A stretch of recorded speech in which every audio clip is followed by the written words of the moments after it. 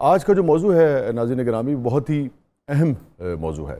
اس لیے اہم موضوع ہے کہ کوئی فرد بھی جب اس دنیا میں آتا ہے تو آتے ساتھ ہی اس کے کچھ رشتے جو ہیں وہ جنم لیتے ہیں۔ یعنی کسی پہ بہت ہی خدا نخواستہ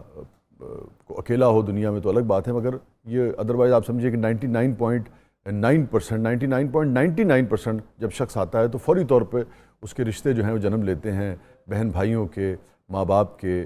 چچا چچی کے، خالہ خالو کے، ایک کنبہ جو ہے وہ اسے نصیب ہوتا ہے۔ تو آپ یوں کہہ لیجئے کہ دنیا میں آ کر جو پہلا تحفہ اسے نصیب ہوتا ہے کسی بھی انسان کو، وہ اس کے عزیز رشتہ دار اور ماں باپ ہوتے ہیں، جو محبت سے، شفقت سے بیشتر اوقات اس کے آنے پر شادیانے بھی بجاتے ہیں، خوشی کا اظہار کرتے ہیں۔ مگر جو وقت گزرتا ہے ہماری انائیں، ہمارے گلے شکوے ہمیں ان رشتوں سے بہت شاکی کر دیتے ہیں، ان رشتوں سے بعض اوقات بہت دور کر دیتے ہیں۔ اور بحیثیت مسلمان ہمیں افسوس اس بات پر ہوتا ہے کہ آپ آقائے دو جہاں سرکار دو عالم صلی اللہ علیہ وآلہ وسلم کی تعلیمات کو دیکھیں۔ جب آپ غار حرا سے تشریف لائے، پہلی وحی آئی تو اماں خدیجہ نے جو 5 جملے اس وقت کہے تھے، اس میں سے ایک یہ تھا کہ آپ صلہ رحمی فرماتے ہیں، یعنی کہ جو رحم کے رشتے ہیں، جو قریبی رشتہ دار ہیں آپ کے، ان کے ساتھ آپ بہت محبت کا، درگزر کا، قربانی کا، ایثار کا سلوک رکھتے ہیں، ایثار کا رویہ ان کے ساتھ رکھتے ہیں۔ خود کوئی چیز جو ہے وہ اپنی خاطر چھوڑ دیتے ہیں، مگر دوسرے کو وہ چیز جو ہے وہ عطا کر دیتے ہیں، کسی کی ضرورت جو ہے وہ پوری کر دیتے ہیں۔ مگر ہمارے ہاں وہ جیسے قاسم علی شاہ صاحب کہتے ہیں کہ جب رشتے ہوتے ہیں تو لوگ جو ہیں وہ خوشی منا رہے ہوتے ہیں شادیوں پہ، مگر ہمارے ہاں بعض اوقات لوگ پھپھیاں منانے میں لگے ہوتے ہیں۔ یہ بڑی ہی ایک تکلیف دہ بات ہے کہ وہ لوگ جن کے ساتھ ہمارا جینا مرنا ہوتا ہے، جن کے ساتھ خوشیوں کے بندھن ہوتے ہیں، انہی کے ساتھ ہمارے ہاں ایک لفظ جو ہے وہ شریکہ بھی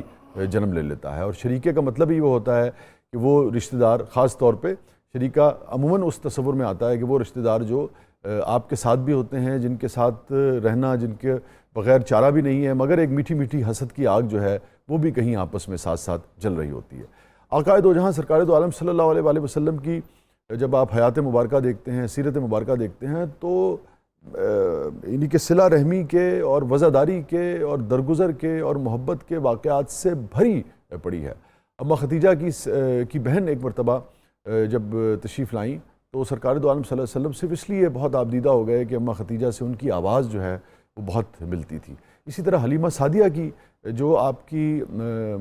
جنہوں نے آپ کو بچپن میں دودھ پلایا تھا، یعنی کہ سگی ماں نہیں تھیں آپ کی، اور آپ نے 3-4 برس ان کے پاس گزارے تھے، مگر ان کی بہن بھی ایک بار تشریف لائیں تو آپ نے بے پناہ معاف کیجیے گا تحائف دے کر انہیں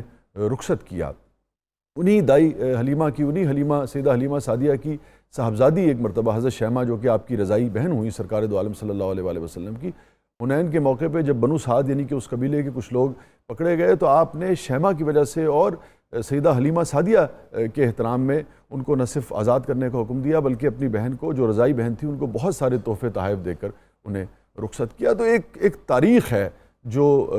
یعنی کہ بھری پڑی ہے۔ آپ ان واقعات کو شمار کرتے جائیں، بیان کرتے جائیں، آپ نہ بیان کر پائیں گے نہ شمار کر پائیں گے۔ اور جب ہم اپنے گریبانوں میں اپنے ارد گرد ہم نظر ڈالتے ہیں تو ہمارے ہاں اختلافات کے، گلوں شکووں کے ایسے واقعات ہیں اگین کہ جو نہ ہم شمار کر پائیں گے نہ ہم بیان کر پائیں گے۔ سو آج کا جو ہمارا موضوع ہے وہ ہے رحم کے رشتے، خاص طور پہ جو سگے بہن بھائی ہوتے ہیں، چونکہ دوسرے رشتوں کے معاملے میں دیکھا گیا ہے کہ بعض اوقات ہم درگزر کر دیتے ہیں، ہم دوست کو معافی دینے کو تیار ہوتے ہیں، سگے بھائی کو معافی دینے کو تیار نہیں ہوتے ہیں۔ ہم کسی جاننے والے کو، کسی عزیز رشتہ دار کو جو دور کا ہے اس سے درگزر کر جاتے ہیں، اپنی بہن کا حصہ جو ہے وہ ہم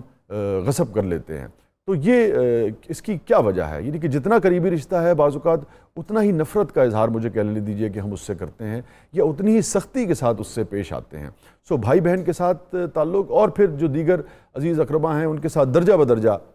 کس طریقے سے اسلام جو ہے ان کے ساتھ حسن سلوک کا حکم دیتا ہے، یہ ہوگا ہمارا آج کا موضوع۔ جو ہمارے تینوں شخصیات ہمارے ساتھ موجود ہوگی ان سے ہم اسی پر بات کریں گے، چونکہ تینوں کا سبجیکٹ یہی ہے۔